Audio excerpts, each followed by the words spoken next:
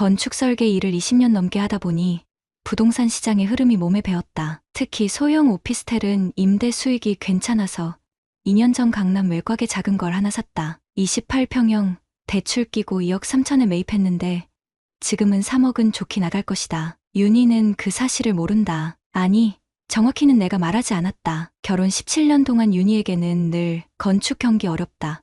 돈 좀 아껴 써야겠다는 식으로 말해왔다. 실제로는 설계 수주가 꾸준히 들어오고 작은 프로젝트들이지만 월 500은 나온다. 다만 윤희가 돈에 대한 감각이 없어서 있는 만큼 다 써버리는 성격이라 일부러 수입을 축소해서 얘기했다. 3월 어느 날 윤희가 저녁 식탁에서 말했다. 여보, 나 홈클래스 규모를 좀 키우려고 하는데 뷰티 강사 일을 시작한 지 2년 정도 됐다. 처음엔 동네 문화센터에서 가르치더니 요즘은 집에서 소규모로 사람들 불러서 메이크업이나 네일아트 같은 걸 가르친다. 한 달에 100만 원 정도 버는 것 같은데 윤희는 그 돈으로 옷 사고 화장품 사면서 나름 만족해한다. 규모를 키운다는 게 지금은 집에서 하니까 한계가 있잖아. 수강생들도 우리 집 와서 불편해하고 작은 공간이라도 따로 빌려서 제대로 된 클래스룸을 만들고 싶어. 윤희의 눈이 반짝였다. 45세인데도 뭔가 새로운 일에 대한 열정은 20대처럼 보였다. 문제는 그 열정이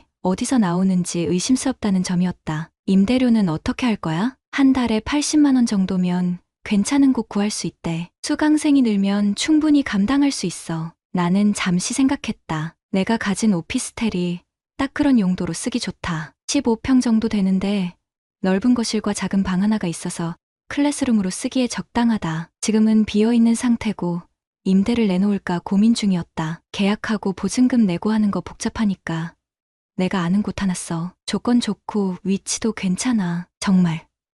어디야? 역삼동 쪽의 작은 오피스텔인데 임대료는 내가 알아서 낼게. 네가 수업만 집중해. 윤희의 얼굴이 환해졌다. 그런데 뭔가 이상했다. 고마워하는 표정보다는 마치 이미 계획이 있었다는 듯한 미묘한 안도감이 스쳐 지나갔다. 언제부터 쓸 수 있어? 다음 주부터도 가능해. 열쇠 하나 더 만들어서 줄게. 그날 밤 윤희는 유난히 기분이 좋아 보였다. 샤워를 하고 나와서도 거울을 보며 계속 미소를 지었다. 45세 여자가 새로운 일에 대한 기대감 때문일 수도 있지만 뭔가 다른 이유가 있는 것 같았다. 재수생인 딸 하윤이 방에서 나와 물을 마시면서 말했다. 엄마 요즘 되게 신나 보이네. 19살 딸의 눈에도 보이는 변화였다. 하윤은 작년에 대학에 떨어져서 재수 중인데 엄마와는 자주 티격태격한다. 공부에 집중하라고 잔소리하는 엄마가 정작 자기는 새로운 일에만 신경 쓴다고 투덜거렸다. 사람이 뭔가 새로운 일 시작할 때 그런 거지. 아빠는 뭔가 새로운 거 할 때도 별로 표현 안 하잖아. 맞는 말이었다. 나는 원래 감정 표현을 잘하지 않는다. 건축 설계 일이 워낙 꼼꼼하고 신중해야 하는 일이다 보니 성격도 그렇게 된 것 같다. 반면 윤희는 감정이 얼굴에 다 드러나는 편이다. 오피스텔 열쇠를 윤희에게 건네준 그 주부터 변화가 시작됐다. 윤희는 거의 매일 오후에 나가서 저녁 늦게 들어왔다. 처음엔 수업 준비하느라 늦었다고 했는데 점점 귀가 시간이 늦어졌다. 어느 날 밤 11시쯤 윤희가 들어오는데 향수 냄새가 났다. 평소에 쓰던 향수와는 다른 좀 더 진한 냄새였다. 그리고 화장도 아침에 한 것 치고는 너무 말끔했다. 수업을 하고 왔다면 화장이 좀 지워져야 정상인데 오늘 수업 어땠어? 응, 괜찮았어. 새로 오신 분들이 열심히 하시더라. 윤희의 대답은 항상 뭉뚱그렸다. 구체적으로 무슨 수업을 했는지, 몇 명이 왔는지, 어떤 내용을 가르쳤는지 물어봐도 대충 넘어갔다. 하윤도 엄마의 변화를 눈치챘는지 어느 날 내게 조용히 말했다. 아빠, 엄마가 요즘 좀 이상하지 않아? 예전에는 내 공부 얘기만 하더니 요즘은 관심도 없고 바쁘니까 그런 거 아닐까. 그런 거 같긴 한데 근데 진짜 수업만 하는 걸까? 화장을 너무 진하게 하고 나가는 것 같아. 19살 딸의 직감이 종종 맞을 때가 있다. 하윤은 엄마를 닮아서 사람 보는 눈이 있는 편이다. 나는 며칠 더 지켜보기로 했다. 건축 설계를 할 때도 성급하게 결론을 내리지 않는다. 모든 변수를 다 확인하고 나서 최종 설계를 한다. 이것도 마찬가지였다. 그런데 확신이 든 순간이 있었다. 윤희가 나간 지 1시간 뒤쯤 집에 전화가 왔다. 발신자는 김 여사라고 표시됐는데 윤희의 수강생 중 한 명인 것 같았다. 안녕하세요. 윤희 선생님 계세요? 아, 지금 수업 중이실 텐데요. 수업이요? 오늘 수업 없다고 하셨는데 그 순간 모든 게 명확해졌다. 김 여사의 전화를 받은 그날 밤부터 나는 체계적으로 움직이기 시작했다. 건축 설계할 때 쓰는 방식 그대로였다. 가설을 세우고 검증하고 증거를 수집한다. 일단 오피스텔 관리사무소에 전화했다. 명의자니까 출입 기록을 요청할 수 있었다. 관리소장이 친절하게 말했다. 아, 1502호 이준혁 사장님이시죠? 최근 출입이 꽤 잦으시더라고요. 제가 직접 간 건 아니고 아내가 수업용으로 쓰고 있어서요. 혹시 다른 사람도 드나드나요? 아, 네. 젊은 남자분도 자주 오시던데요. 같이 오실 때도 있고 따로 오실 때도 있고. 심장이 조금 빨라졌지만 목소리는 차분하게 유지했다. CCTV 기록 좀 확인할 수 있을까요? 도난 우려가 있어서요. 네. 언제든지 오셔서 확인하세요. 다음날 관리사무소에 갔다. CCTV를 확인하는데 예상했던 것보다 더 충격적이었다. 윤희는 거의 매일 오후 2시쯤 오피스텔에 들어갔다. 그리고 30분 후쯤 30대 후반으로 보이는 남자가 들어갔다. 둘이 나오는 시간은 보통 밤 10시 이후였다. 이 남자분 자주 보이시나요? 네. 한두 달 전부터 거의 매일 오시는 것 같은데요. 처음엔 택배 직원인 줄 알았는데 너무 자주 와서 나는 휴대폰으로 그 남자의 얼굴을 촬영했다. 키 175cm 정도, 마른 체형, 정장 차림, 뭔가 영업직 같은 느낌이었다. 집에 돌아와서 윤희의 행동을 더 자세히 관찰했다. 매일 오후에 나갈 때마다 화장을 다시 했다. 그것도 평소보다 훨씬 진하게 향수도 뿌리고 옷도 신경 써서 입었다. 수업한다는 사람치고는 너무 신경 쓰는 모습이었다. 하윤도 엄마의 변화를 더 구체적으로 눈치채기 시작했다. 어느 날 저녁, 하윤이 내 방으로 와서 말했다. 아빠, 엄마가 진짜 이상해. 오늘 친구 엄마가 엄마 수업 받고 싶다고 연락처 물어봤는데 엄마가 당황하면서 일정이 안 맞는다고 하더라고. 그래? 그리고 요즘 휴대폰도 이상해. 화장실 갈 때도 들고 가고 잠들 때도 손에 쥐고 자고. 예전엔 안 그랬는데 19살 딸의 관찰력이 생각보다 날카로웠다. 나는 하윤에게 조심스럽게 물었다. 하윤아, 혹시 엄마가 누구랑 통화하는 거 들어본 적 있어? 가끔 방에서 작은 소리로 통화하는데 목소리 톤이 달라. 평소랑 다르게 좀 애교 부리는 목소리? 그 말을 듣는 순간 가슴속에서 차가운 분노가 올라왔다. 17년을 함께 산 아내가 내가 마련해준 공간에서 다른 남자와 하지만 아직 확실한 증거가 필요했다. 다음 날 나는 오피스텔에 직접 가기로 했다. 윤희가 나간 지 1시간 후쯤 도착해서 주차장에 차를 세워뒀다. 1502호 앞 복도가 보이는 위치였다. 오후 2시 30분쯤 윤희가 엘리베이터에서 내려 1502호로 들어갔다. 그리고 정확히 35분 후 그 남자가 나타났다. CCTV에서 본 것과 같은 사람이었다. 정장을 입고 작은 가방을 들고 있었다. 가장 충격적인 건 그 남자가 열쇠를 가지고 있다는 사실이었다. 초인종을 누르거나 문을 두드리지 않고 바로 열쇠로 문을 열고 들어갔다. 내가 윤희에게 준 여분의 열쇠였다. 그 순간 모든 게 명확해졌다. 이건 단순한 수업이 아니었다. 둘이 그 공간을 완전히 자기들 집처럼 쓰고 있었다. 나는 차 안에서 휴대폰을 꺼내 메모를 시작했다. 시간, 상황, 두 사람의 행동 패턴, 건축 도면을 그릴 때처럼 정확하고 체계적으로 기록했다. 저녁 10시 15분, 두 사람이 함께 나왔다. 윤희는 평소와 다른 옷을 입고 있었다. 분명 집에서 나갈 때는 검은색 니트를 입었는데 지금은 흰색 블라우스를 입고 있었다. 그 남자는 윤희의 어깨에 손을 올리고 있었다. 엘리베이터 앞에서 잠깐 포옹하는 모습까지 휴대폰으로 촬영했다. 증거로는 충분했다. 집에 들어온 윤희에게 물었다. 오늘 수업 어땠어? 힘들었어. 새로 오신 분이 까다로우셔서 거짓말이 너무나 자연스럽게 나왔다. 17년 동안 나를 속이면서도 이렇게 태어날 수 있다는 게 더 충격이었다. 그날 밤 나는 잠들지 못했다. 분노보다는 허탈감이 더 컸다. 내가 벌어서 산 집에서 내 명의로 된 오피스텔에서 내가 준 열쇠로 다른 남자와 만나다니. 하지만 동시에 한 가지 생각이 들었다. 윤희는 아직 모르고 있다. 그 오피스텔이 내 것이라는 걸. 그 남자도 모르고 있을 것이다. 그들은 지금 내 손바닥 안에서 놀고 있는 셈이었다. 나는 차분하게 계획을 세우기 시작했다. 성급하게 행동하지 않을 것이다. 모든 증거를 완벽하게 갖춘 다음에 움직일 것이다. 그리고 그때가 되면 그들이 얼마나 큰 실수를 했는지 깨닫게 해주겠다. 증거 수집을 시작한 지 2주가 지났다. 이제 패턴이 완전히 파악됐다. 윤희는 월요일부터 금요일까지 매일 오후 2시에 나가서 밤 10시 이후에 들어온다. 그 남자는 윤희가 들어간 후 30분 뒤에 도착해서 함께 나온다. 이제 직접 확인할 시간이었다. 어떤 건축가도 도면만 보고 집을 짓지 않는다. 현장을 봐야 한다. 목요일 오후 3시.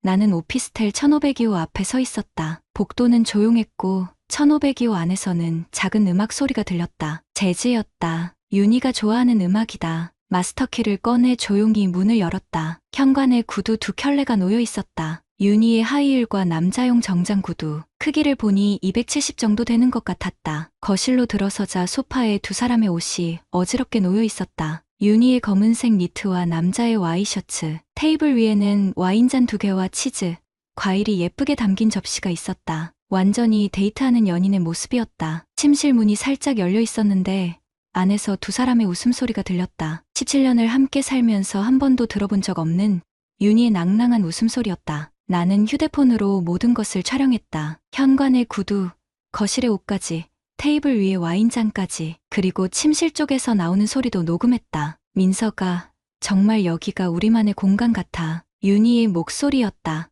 민석, 그 남자의 이름이었다. 그러게, 아무도 방해하지 않고 진짜 자유로워. 그 아저씨는 여기가 뭐 하는 곳인지도 모르겠지? 남자의 목소리에서 조롱하는 투가 느껴졌다. 그 아저씨라니, 나를 가리키는 말이었다. 미안해, 민서가. 이렇게 숨어서 만나야 해서. 괜찮아. 어차피 우리 일이잖아. 그런데 정말 괜찮을까? 이 집 월세나 관리비는?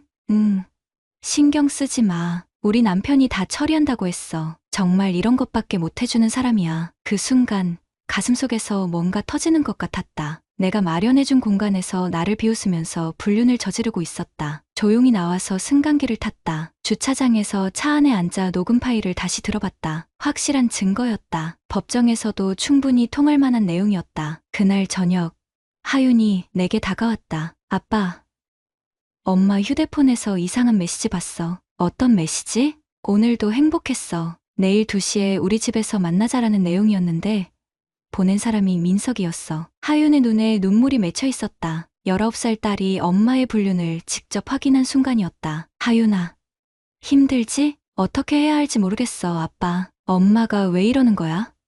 우리 가족이 뭐가 부족했는데? 나는 하윤을 안아주었다. 건축일을 하면서 많은 집들을 봤지만 가족이라는 건물이 무너질 때가 가장 아팠다. 하윤아, 아빠가 다 해결할게. 걱정하지 마. 아빠는 어떻게 할 거야? 정정당당하게 해결할 거야. 잘못한 사람이 책임져야지. 다음 날, 나는 변호사 사무실을 찾았다. 이혼 전문 변호사로 유명한 김 변호사였다. 지금까지 모은 증거들을 모두 보여줬다. CCTV 영상, 녹음 파일, 사진들, 그리고 오피스텔 등기부등본까지. 이 정도면 상간자 소송에서 99% 승소입니다. 특히 오피스텔이 의뢰인 명의라는 점이 매우 유리해요. 상대방이 의뢰인 소유의 부동산에서 불륜행위를 했다는 것 자체가 강력한 증거죠. 위자료는 얼마 정도 받을 수 있을까요? 이 정도 증거라면 4천만 원에서 5천만 원 사이로 예상됩니다. 그리고 이혼 소송도 함께 진행하시면 재산 분할에서도 유리한 위치에 설 수 있어요. 변호사의 말을 듣는 순간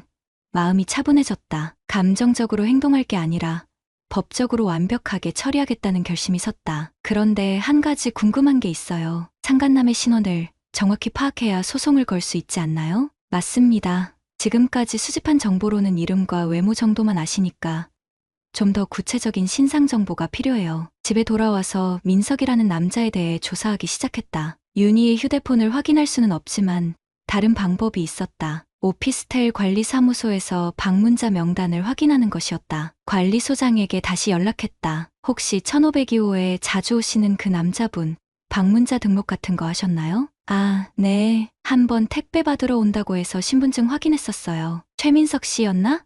잠깐만요. 관리소장이 방문자 대장을 뒤져서 찾아줬다. 최민석, 38세, 서울 강남구거주. 직업란에는 의료기기 영업이라고 적혀 있었다. 이제 모든 퍼즐이 맞춰졌다. 윤희가 뷰티 강사를 하면서 피부과나 성형외과 관련 기기 영업을 하는 최민석을 만났고 그 과정에서 관계가 시작된 것 같았다. 그날 밤, 나는 내용 증명서를 준비했다. 윤희와 최민석 모두에게 보낼 예정이었다. 17년 결혼 생활의 끝을 알리는 공식적인 선전포고였다. 마지막으로 오피스텔 대출금 상환 준비도 시작했다. 강제 경매 신청을 위해서였다. 그들이 그토록 자유롭다고 생각했던 공간이 사실은 내 손안에 있다는 것을 보여줄 시간이 왔다. 내용 증명서를 발송한 건 금요일 오전이었다. 윤희에게는 집으로, 최민석에게는 직장으로 보냈다. 우체국에서 확인해보니 둘 다 당일 오후에 수령했다. 윤희는 그날 오후에도 평소처럼 나갔다가 저녁 7시쯤 급하게 들어왔다. 얼굴이 창백했고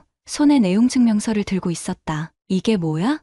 윤희의 목소리가 떨리고 있었다. 17년 만에 처음 보는 당황한 모습이었다. 읽어보면 알 수 있을 거야. 설마 정말 알고 있었던 거야? 나는 대답 대신 휴대폰을 꺼내 오피스텔 CCTV 영상을 보여줬다. 윤희와 최민석이 함께 들어가는 모습, 포옹하는 모습까지 선명하게 담겨 있었다. 언제부터 알았어? 처음부터. 내가 그 집을 쓰겠다고 했을 때부터. 윤희의 다리에 힘이 빠져서 소파에 주저앉았다. 왜 가만히 있었어? 증거가 필요했으니까. 그리고 내가 얼마나 뻔뻔하게 거짓말할 수 있는지 보고 싶었어. 그때 하윤이 방에서 나왔다. 엄마를 보는 눈빛이 차가웠다. 엄마, 이제 그만해. 아빠가 얼마나 힘들어하는지 알아? 하윤아, 엄마가 설명해 줄게. 설명은 됐어요. 민석이라는 사람한테 보낸 문자 다 봤거든요. 우리 집에서 만나자라고 하셨잖아요. 그 집이 아빠 거였는데. 윤희가 하윤을 보며 눈물을 흘렸다. 하지만 하윤은 돌아서서 자기 방으로 들어가 버렸다. 준혁아, 이혼은 하지 말자. 내가 잘못했어. 다 정리할게. 너무 늦었어. 이미 소송 준비 다 끝났어. 다음 주 월요일 변호사 사무실에서 정식으로 상간자 소송을 접수했다. 동시에 오피스텔 강제 경매 신청도 했다. 대출금 2억을 즉시 상환 요구하는 절차였다. 화요일 오후 최민석에게서 전화가 왔다. 이준혁 씨죠? 제가 최민석입니다. 목소리가 떨리고 있었다. 무슨 일이세요? 한번 만나서 얘기할 수 있을까요? 오해가 있는 것 같아서. 오해가 아니라 사실이니까 소송 걸었죠. 변호사 통해서 하세요. 전화를 끊었다. 38살 남자가 유부녀와 불륜을 저지르고도 오해라고 하다니. 앞으로 몇 달간 법정에서 실컷 해명할 기회가 있을 것이다. 그날 저녁 오피스텔 관리사무소에서 연락이 왔다. 1502호에 강제 경매 공고가 붙었는데 안에 있던 분들이 굉장히 당황하시더라고요. 남자분은 막 화내시고 여자분은 울고 계시고 상황이 정리되고 있었다. 그들이 그토록 자유롭다고 생각했던 공간에서 쫓겨나는 순간이었다. 수요일에는 윤희 홈클래스 수강생들 사이에서 소문이 퍼졌다. 하윤이 들려준 얘기로는 수강생 중 한 명이 인터넷 카페에 글을 올렸다고 했다. 윤희 선생님이 남편 몰래 불륜했다던데 그것도 남편이 제공한 장소에서. 온라인에서는 더 자극적으로 퍼져나갔다. 남편 돈으로 불륜 저지른 뷰티 강사, 남편 명의 오피스텔에서 미래 같은 제목들이었다. 윤희는 더 이상 홈클래스를 할 수 없게 됐다. 최민석도 직장에서 문제가 생겼다. 의료기기 영업이라는 직업 특성상 신뢰가 중요한데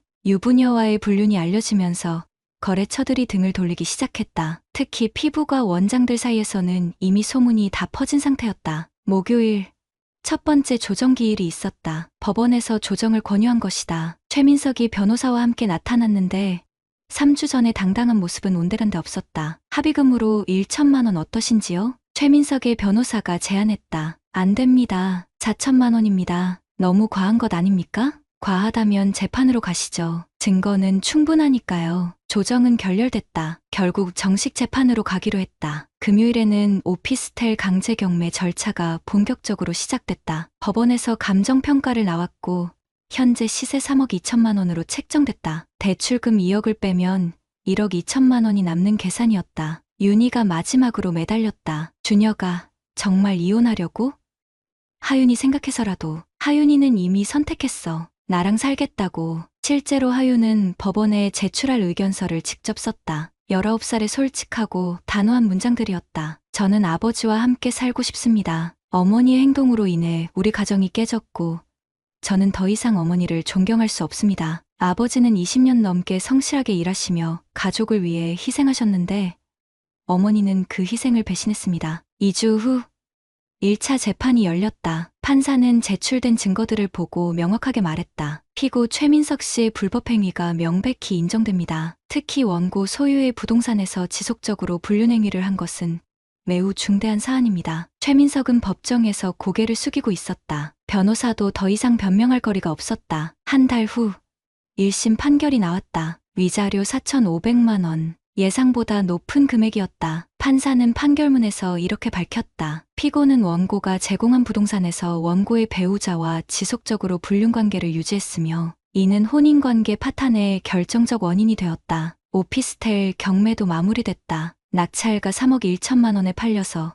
대출금을 갚고 1억 1천만 원이 남았다. 그 돈은 새로운 시작을 위한 미천이 될 것이다. 최민석은 항소를 포기했다. 직장도 그만두고 고향으로 내려간다는 소문이 들렸다. 윤희는 친정으로 돌아갔다. 이혼 절차도 순조롭게 진행되고 있었다. 이제 정말 끝이었다. 이혼이 확정된 건 6개월 후였다. 재산분할에서 나는 압도적으로 유리한 위치에 있었다. 윤희의 불륜이 입증됐고 하윤이 나와 살기를 원한다는 의견서까지 제출된 상태였다. 결국 윤희가 받은 건 위자료 500만 원이 전부였다. 그나마도 내가 관대하게 준 것이었다. 오피스텔 매각 대금 1억 1천만 원과 상간자, 소송에서 받은 위자료 4,500만 원을 합치면 1억 5천만 원이 넘었다. 17년 결혼 생활의 마지막 정산치고는 나쁘지 않았다. 나와 하윤은 경기도 분당의 작은 단독주택으로 이사했다. 건축 설계 일을 하다 보니 좋은 매물 정보가 먼저 들어왔다. 30평 정도 되는 2층 주택에 작은 마당까지 있었다. 가격은 4억 5천만 원. 기존 아파트를 팔고 오피스텔 정상금을 보태니 대출 없이 살 수 있었다. 하윤은 새 집을 보자마자 좋아했다. 아빠, 여기 진짜 좋다. 마당에서 바베큐도 할 수 있겠네. 19살 딸이 새로운 환경에 빠르게 적응하는 모습이 기특했다. 재수생활도 열심히 하고 있었다. 오히려 엄마와 떨어져 있으니 공부에 더 집중할 수 있다고 했다. 아빠, 고마워. 뭐가?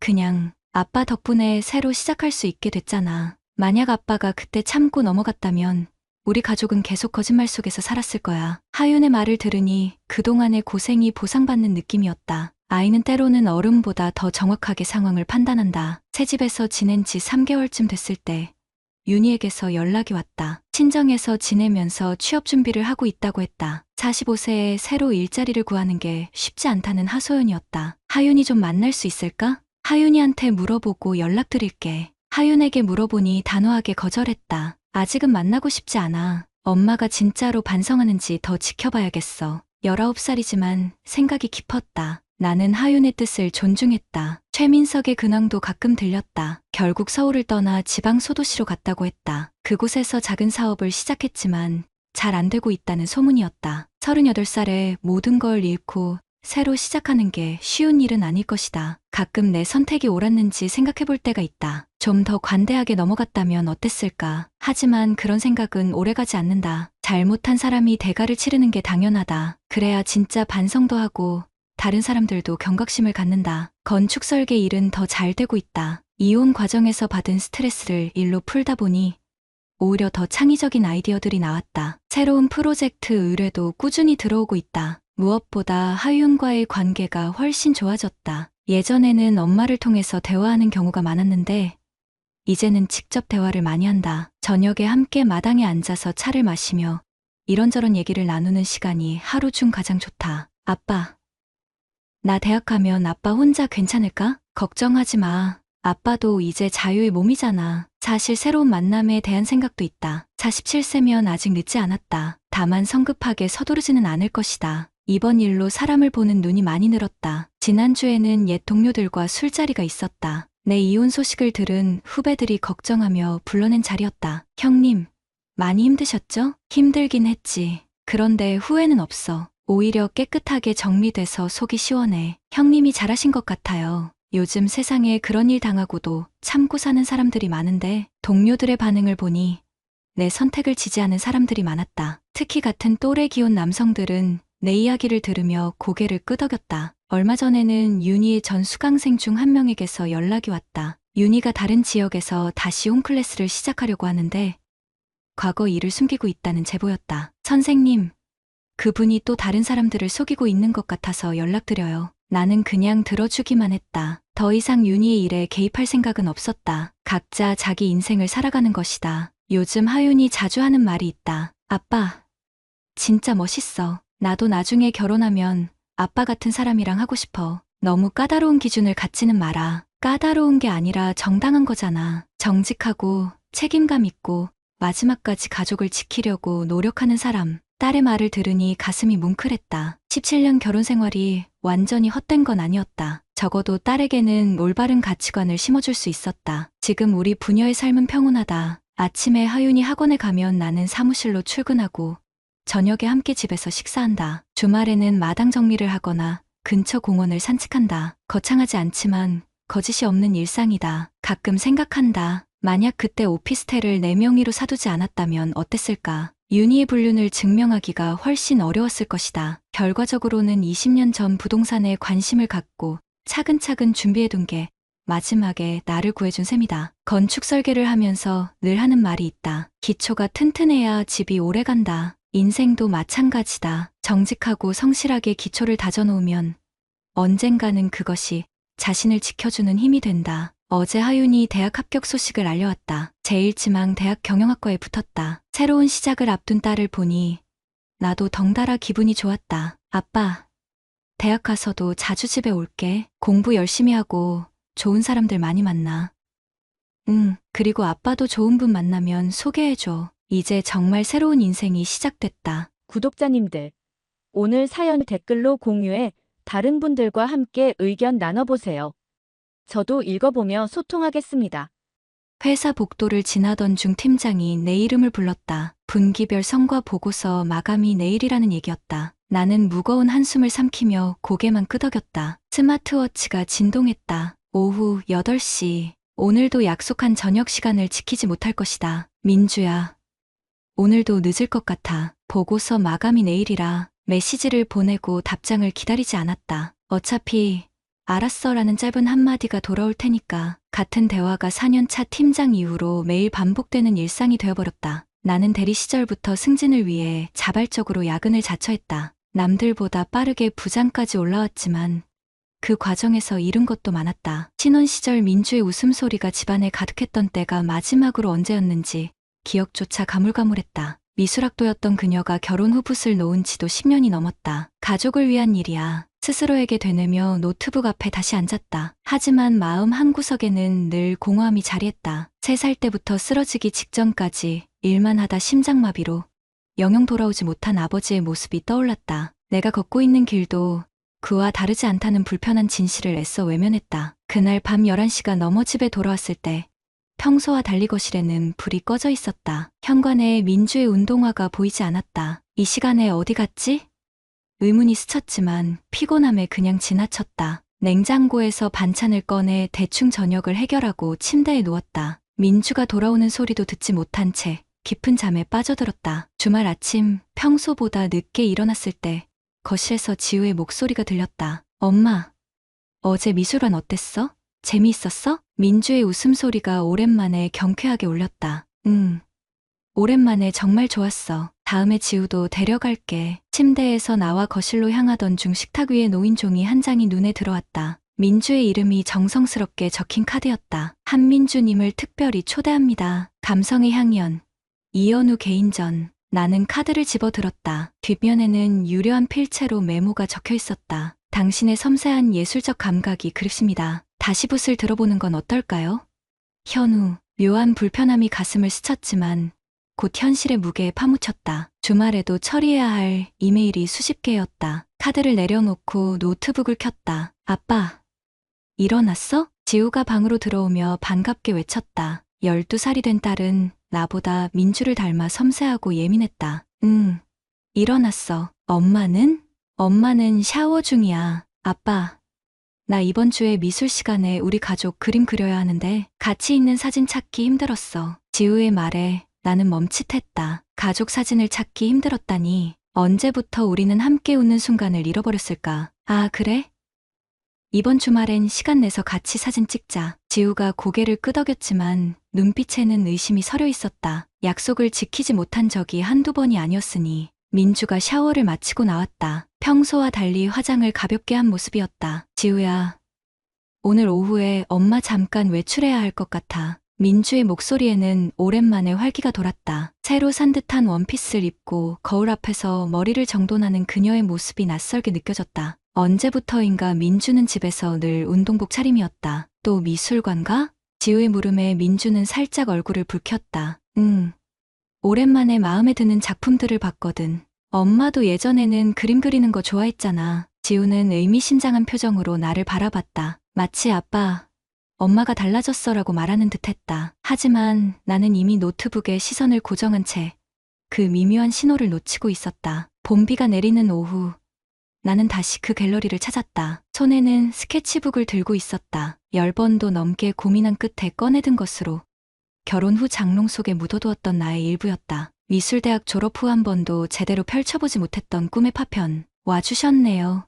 민주 씨. 현우의 목소리에는 진심 어린 반가움이 묻어 있었다. 42의 나이가 무색하게 소년 같은 미소를 짓는 그를 보며 가슴이 간질거렸다. 그는 내 스케치북을 보더니 환하게 웃었다. 드디어 용기를 내셨군요. 갤러리는 평일 오후라 한산했다. 현우는 내게 커피를 건네며 자연스럽게 내 작품 3개에 관한 이야기를 꺼냈다. 10년도 더 전에 그린 내 졸업작품을 기억한다고 했다. 놀라움에 눈이 커졌다. 당신의 작품을 잊을 수가 없었어요. 그 섬세한 터치와 감성이. 왜 그림을 그만두셨나요? 결혼과 육아, 남편 뒷바라지. 입에 맴돌던 단어들이 현실적인 변명처럼 느껴져 차마 꺼내지 못했다. 대신 어깨만 으쓱했다. 현우는 내 침묵을 이해한다는 듯 고개를 끄덕였다. 다시 시작하는 건 어때요? 이번에 우리 갤러리에서 아마추어 작가전을 준비 중인데 그의 제안에 심장이 빠르게 뛰었다. 언제부터였을까?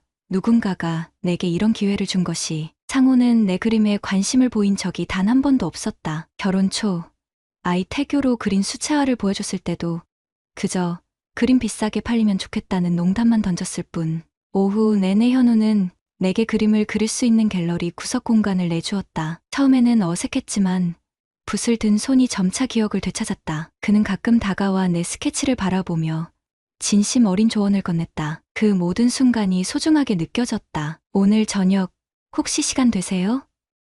같이 식사라도. 숨이 멎는 듯 했다. 자동으로 손목시계를 확인했다. 6시 30분. 상우는 늘 8시 이후에 들어왔다. 지우는 오늘 학원에서 7시 30분에 끝난다고 했었다. 죄송해요. 오늘은. 그러자 현우가 웃으며 손을 내저었다. 괜찮아요. 당연히 가정이 우선이죠. 그 말에 죄책감이 밀려왔다. 하지만 동시에 묘한 실망감도 느껴졌다. 현우는 내 결혼 상태를 알고 있었다. 그럼에도 이런 감정이 생겨난 것은 순전히 내 책임이었다. 집으로 돌아가는 버스 안에서 갤러리에서의 시간을 떠올렸다. 오랜만에 느껴본 나라는 존재감. 누군가에게 작가로, 여자로 인정받는 기분. 이것이 그토록 그리웠던 것이었을까. 저녁 식사를 준비하며 핸드폰에 온 메시지를 확인했다. 현우였다. 오늘 그린 스케치가 정말 좋았어요. 당신의 재능이 묻혀있다는 게 안타까울 뿐이에요. 가슴이 따뜻해지는 감각과 함께 죄책감이 밀려왔다. 이런 대화를 나누는 것조차 상우에게 미안했다. 하지만 메시지를 지우지 못했다. 엄마. 나왔어. 지우가 현관문을 열고 들어왔다. 평소보다 밝은 내 표정을 보고 그녀가 미소 지었다. 엄마. 무슨 좋은 일 있었어? 얼굴이 달라 보여. 아이의 눈은 속일 수 없었다. 나도 모르게 얼굴이 달아올랐다. 그냥 오랜만에 그림 좀 그렸어. 지우의 눈이 반짝였다. 정말? 보여줘. 엄마가 그림 그리는 거 한 번도 못 봤는데 아직 채 마르지 않은 오늘의 스케치를 꺼내 보여주었다. 갤러리의 창문을 통해 본 봄비 내리는 풍경이었다. 지우가 감탄했다. 우와. 엄마 진짜 잘 그린다. 아빠도 봤어? 그 질문에 목이 메였다. 상우는 내가 다시 그림을 그리기 시작했다는 사실조차 모를 것이다. 현관문 소리가 들렸다. 평소보다 일찍 돌아온 상우였다. 지우가 반갑게 달려가 안겼다. 아빠, 엄마가 그림 그렸어. 진짜 예뻐. 상우는 피곤한 얼굴로 지우의 머리를 쓰다듬었다. 그러다 식탁 위에 놓인 내 스케치를 발견했다. 오랜만에 취미생활이네. 그뿐이었다. 더 이상의 관심도 칭찬도 없었다. 지우의 실망한 표정이 보였다. 식사 중에도 상우는 휴대폰만 들여다보며 회사 이메일을 확인했다. 옆에서 지우가 내 그림 얘기를 신나게 하는데도 대답은 연신 응, 그래 뿐이었다. 밤, 침대에 누워 다시 현우의 메시지를 읽었다. 메시지 창을 닫으려는 순간 새 알림이 떴다. 내일도 갤러리에 와주세요. 당신만의 공간을 마련해 두겠습니다. 망설임 없이 답장을 보냈다. 가겠습니다. 옆에서 깊이 잠든 상우를 바라보며 복잡한 감정이 몰려왔다. 이것은 단순한 미술 활동일 뿐이라고 스스로를 설득했다. 하지만 심장은 이미 다른 이유로 뛰고 있었다. 팀 미팅이 예정보다 일찍 끝나 오후 6시에 집에 도착했다. 현관문을 열자마자 느껴지는 정적. 민주도 지우도 집에 없었다. 평일 저녁 민주가 밖에 나간 것은 이번 달에만 벌써 4번째였다. 피로감에 샤워부터 하려다 부엌 테이블 위에 놓인 스케치북이 눈에 들어왔다. 지우의 숙제인가 싶어 펼쳐보았는데 놀랍도록 섬세한 풍경호였다. 민주의 이름이 오른쪽 하단에 적혀 있었다. 작품 옆에는 포스트잇이 붙어 있었다. 이 정도면 충분히 출품할 수 있어요. 현우, 가슴 한쪽이 무겁게 가라앉았다. 민주가 이런 메시지를 누군가와 주고받는다는 사실이 낯설었다. 스케치북을 넘기자 더 많은 그림이 나왔다. 그리고 마지막 페이지에는 접힌 종이가 끼워져 있었다. 떨리는 손으로 펼쳐보니 전시회 초대장이었다. 당신의 섬세함을 세상에 선보일 때입니다. 그 아래 메모가 적혀 있었다. 전시회 후 특별한 저녁 식사도 함께해요. 심장이 급격히 뛰기 시작했다. 귀에서 윙윙거리는 소리가 들리는 듯했다. 민주가 예전에 그림 그리던 취미를 다시 시작했다는 건 알았지만 이렇게 누군가와 깊이 교류하고 있었다니. 자리에 털썩 주저앉았다. 갑자기 숨이 가빠왔다. 스마트워치가 심박수 증가 알림을 보냈다. 민주의 휴대폰을 찾아봐야겠다는 생각이 들었지만 그녀는 항상 폰을 들고 다녔다. 대신 거실 소파 옆 그녀의 가방을 열어보았다. 그 안에서 작은 메모지들이 나왔다. 갤러리에서 받아온 듯한 메모들이었다. 오늘의 당신은 더 빛나요. 언제나 기다리고 있을게요. 함께하는 시간이 가장 행복합니다. 심장이 내려앉는 듯한 느낌이 들었다. 13해 결혼 생활 동안 민주에게 이런 말을 해준 적이 있었나? 가방 깊숙이 명함이 있었다. 이현우, 아트스페이스 갤러리 관장. 뒷면에는 휴대폰 번호와 함께 언제든 연락하세요라고 적혀 있었다. 더 확실한 증거가 필요했다. 결혼기념일에 민주를 위해 구입한 태블릿을 찾았다. 그녀는 기술에 서툴러 항상 자동 로그인 상태였다. 내가 IT 기업에서 일하며 보안의 중요성을 수없이 얘기했는데도 갤러리 앱을 열자 수십 장의 사진이 나왔다. 대부분은 작품 사진이었지만 몇 장은 민주와 현우가 함께 찍은 것들이었다. 한 사진에서 그들은 미술관 앞에서 웃고 있었고 또 다른 사진에서는 카페에 앉아 있었다. 어느 것도 명백한 부정행위를 보여주지는 않았지만 그들의 친밀한 분위기는 숨길 수 없었다. 메시지 앱으로 넘어갔다. 현우와의 대화를 발견하는데 오래 걸리지 않았다. 현우, 오늘 당신의 눈빛이 잊히지 않아요. 민주, 과찬이세요. 그저 오랜만에 나 자신을 찾은 것 같아요. 현우, 민주 씨, 솔직히 말할 수 있을까요? 당신에게 특별한 감정이 생겼습니다. 민주, 우리 둘 다 현실을 알잖아요. 현우, 그래도 이 감정까지 부정하진 말아요. 당신도 느끼고 있잖아요? 메시지에 답장이 없었다. 하지만 날짜를 보니 어제 저녁이었다. 손이 떨려왔다. 주먹을 꽉 쥐었다 폈다를 반복하며 감정을 추스르려 했다. 분노, 배신감, 상실, 충격. 모든 감정이 한꺼번에 몰려와 숨이 막힐 듯했다. 문득 거울에 비친 내 모습이 눈에 들어왔다. 언제부터 이렇게 지쳐 보이는 얼굴이 되었을까? 언제부터 민주의 마음이 내게서 멀어지기 시작한 걸까? 현관문 소리가 들렸다. 지우였다. 아빠? 왜 이렇게 일찍 왔어? 괜찮아? 내 표정이 너무 일그러져 있었나 보다. 억지로 미소를 지어 보였다. 응, 괜찮아. 엄마는? 지우가 책가방을 내려놓으며 대답했다. 엄마는 미술관에 갔어. 이번 주말에 전시회 한다고 준비한대. 전시회, 그 단어가 가슴을 찔렀다. 그 초대장에 적힌 바로 그것. 지우야, 엄마가 요즘 많이 달라졌니? 딸아이가 잠시 머뭇거리더니 조심스럽게 대답했다. 응, 엄마가 웃는 일이 많아졌어. 그런데 가끔 멍하게 있기도 해. 그리고 자주 나가는 것도 달라졌어. 가슴이 아팠다. 민주의 변화를 지우도 느끼고 있었다. 아이가 혼란스러울 텐데. 아빠, 사실 궁금한 게 있어. 지우의 목소리가 작아졌다. 응, 뭔데? 엄마가 매일 전화하는 현우 아저씨. 그 사람 누구야? 심장이 내려앉는 듯했다. 지우조차 이미 알고 있었다. 대답 대신 아이를 꼭 안아주었다. 허탈한 웃음이 나왔다. 일에 몰두하느라 가정에 소홀했던 나는 민주의 마음이 멀어지는 것도 지우가 얼마나 많은 것을 눈치채고 있는지도 몰랐다. 저녁 9시.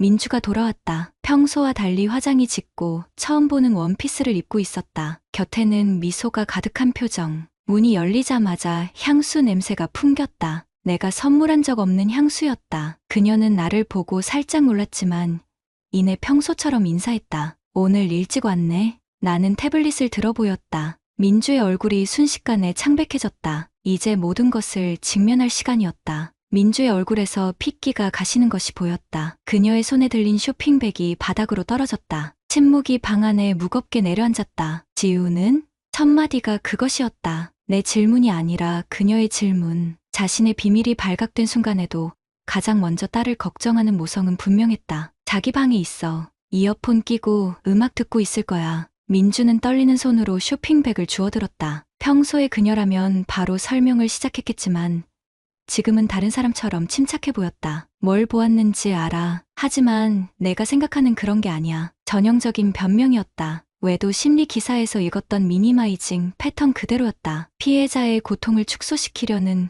가해자의 본능적 방어 기제. 그럼 뭐지?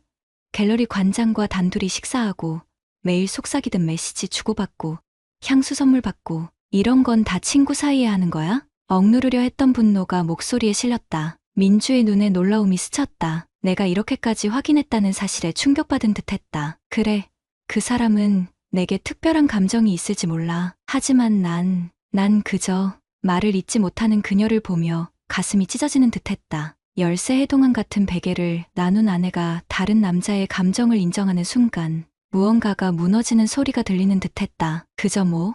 친구? 정말 그뿐이야? 민주는 소파에 무겁게 앉았다. 처음으로 그녀의 눈에 눈물이 고였다. 넌 이해 못할 거야, 상우야. 난 그저 오랜만에 나로 존재하고 싶었을 뿐이야. 그 사람은 내 그림을, 내 생각을, 내 감정을 날 봐줬어. 그 말은 화살처럼 가슴을 꿰뚫었다. 민주의 눈물이 뺨을 타고 흘러내렸다. 열쇠 해동한 당신은 내가 뭘 원하는지, 무슨 생각을 하는지 단 한 번이라도 물어본 적 있어?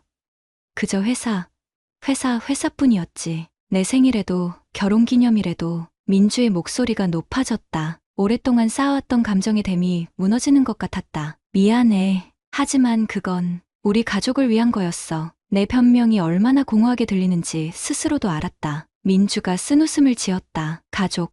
정말 가족이었나? 우린 그저 한 지붕 아래 사는 남남이었어. 민주가 잠시 목소리를 낮추고 말을 고르는 듯했다. 난 너무 외로웠어. 그 말에 뭐라고 대답해야 할지 몰랐다. 분노가 슬픔으로 변해갔다. 우리의 결혼 생활이 언제부터 이렇게 메말라갔는지, 내 외로움을 왜 알아채지 못했는지 자문했다. 외롭다고 다른 남자를 만나도 되는 거야? 그게 결혼의 조건이었어? 그 말이 나오자마자 후회했다. 하지만 이미 늦었다. 민주의 눈에 상처가 역력했다. 그래.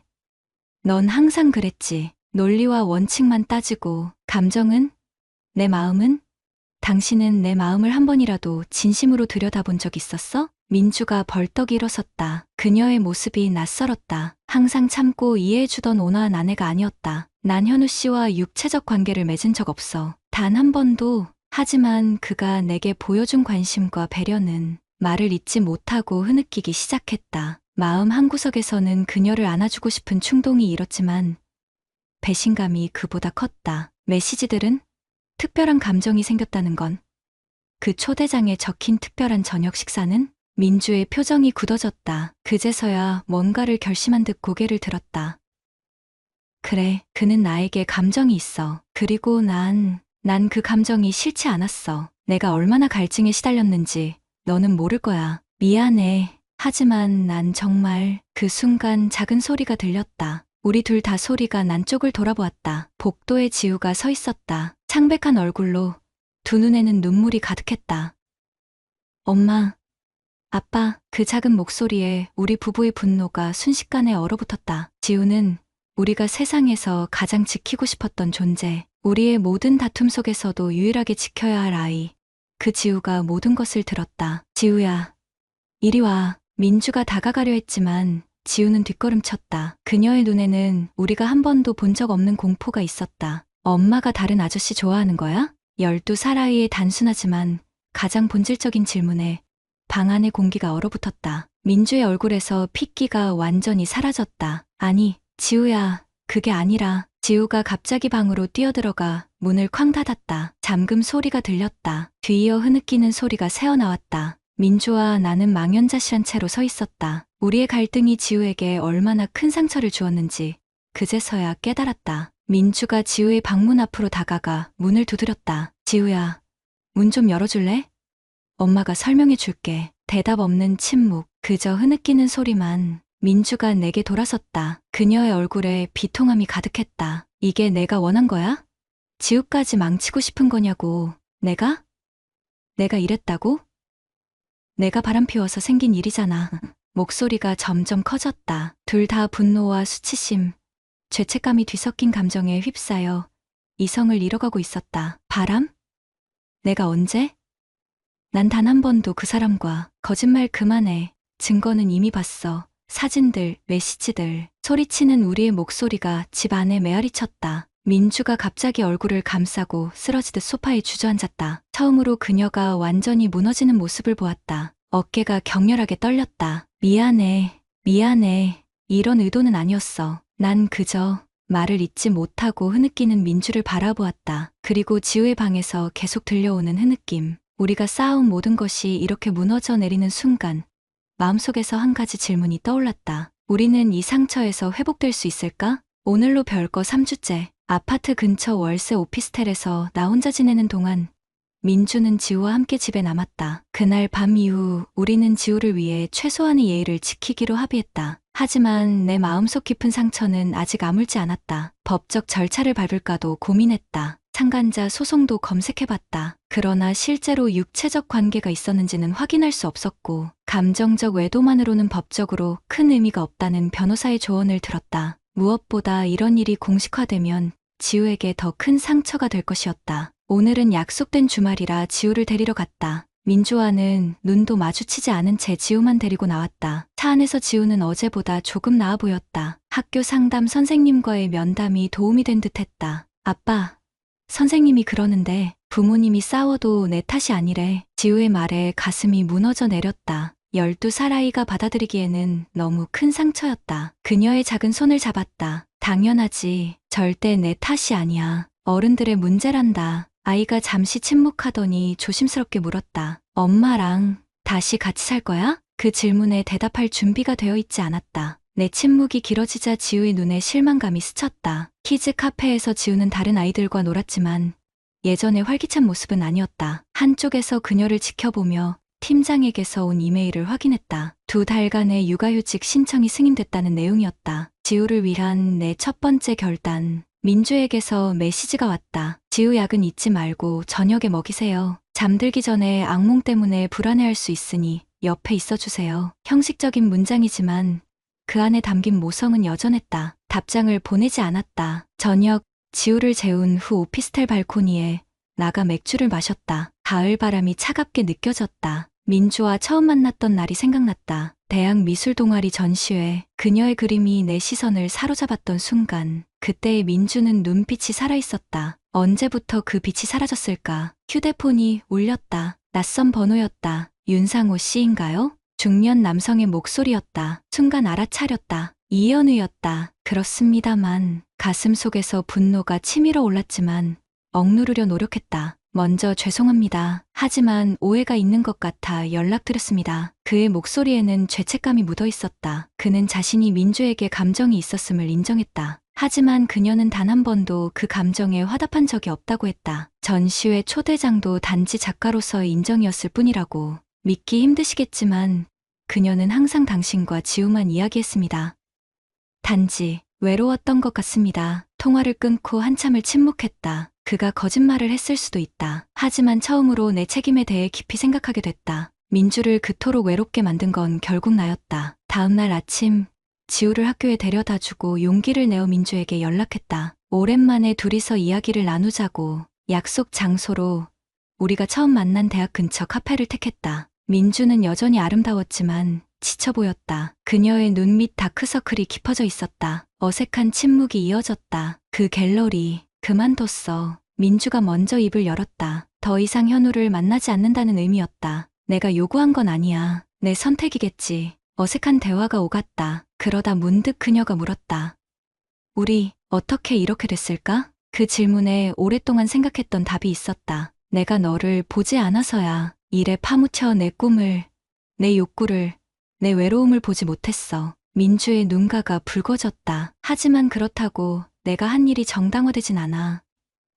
난 혼란스러웠어. 누군가 나를 작가로, 여자로 봐줬을 때의 그 감각이 말을 잇지 못하고 고개를 숙였다. 처음으로 그녀의 마음을 이해하려고 노력했다. 지우는 어때? 학교 상담 도움이 되고 있어? 민주가 지친 미소를 지었다. 조금씩 나아지고 있어. 하지만 아직 자주 울어. 엄마 아빠가 꼭 같이 살아야 한다고. 두 사람 다 지우의 상처를 생각하니 가슴이 아팠다. 결국 우리의 이기심이 아이에게 준 상처였다. 민주야, 나 육아휴직 냈어. 그녀의 눈이 놀라움으로 커졌다. 정말? 부장으로 승진한 뒤에 내가 고개를 끄덕였다. 너무 늦었지만 지우를 위해 그리고 나 자신을 위해서도 시간이 필요할 것 같아. 민주의 눈에서 눈물이 흘렀다. 오랜만에 보는 진심 어린 감정이었다. 창호야, 내가 정말 미안해. 우리 가족을 위험에 빠뜨렸어. 하지만 난 정말 알아. 실수했던 거지. 넌 항상 나를 이해하려고 노력했는데 내가 그러지 못했어. 잠시 침묵이 흘렀다. 용서와 화해의 길은 아직 멀었지만 첫걸음을 뗀 것 같았다. 지금은 우리 둘 다 시간이 필요할 것 같아. 서로를 돌아보고 무엇보다 지우를 위해. 민주가 조용히 고개를 끄덕였다. 완전한 화해도 완전한 결별도 아닌 상태. 우리는 이제 어떻게 될까? 카페를 나와 걸으며 다음 주말 지우를 함께 데리고 나가기로 약속했다. 수업 참관이라도 같이 가기로 했다. 가족은 아니어도 부모로서의 책임만큼은 함께하기로. 헤어지기 전 민주가 무언가를 건넸다. 작은 스케치북이었다. 첫 페이지를 펼치자 지우가 그린 그림이 있었다. 세 명이 손을 잡고 있는 모습. 그림 위에는 서툰 글씨로 우리 가족이라고 적혀 있었다. 민주의 표정에는 복잡한 감정이 어려 있었다. 후회, 슬픔, 그리고 희미하지만 희망. 언젠가는 지우의 바람대로 될 수 있을까? 그녀의 질문에 확실한 답을 할 수 없었다. 다만 한 가지는 확실했다. 이제 우리 둘 다 지우의 행복을 위해 진심으로 노력할 것이라는 점. 민주가 떠난 후 벤치에 혼자 앉아 스케치북을 계속 넘겼다. 마지막 페이지에서 낯익은 필체를 발견했다. 민주의 글이었다. 진실은 초대장 속에 있었어. 내게 필요했던 건 다른 사람이 아니라 잃어버린 나 자신을 찾는 것뿐이었는데. 가을 바람이 불어오며 낙엽을 흩날렸다. 아직은 모든 것이 불확실했지만 처음으로 변화의 가능성이 보였다. 비가 그친 뒤의 땅처럼 우리의 상처도 언젠가는 새로운 것을 피워낼지도 모른다는 희미한 희망. 구독자님들, 오늘 사연 댓글로 공유해 다른 분들과 함께 의견 나눠보세요. 저도 읽어보며 소통하겠습니다.